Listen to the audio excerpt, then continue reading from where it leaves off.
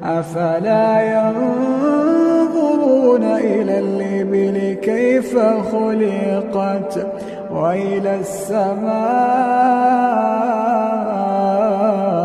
كيف رفعت وإلى الجبال كيف نصبت وإلى الأرض كيف سطحت فذكر إنما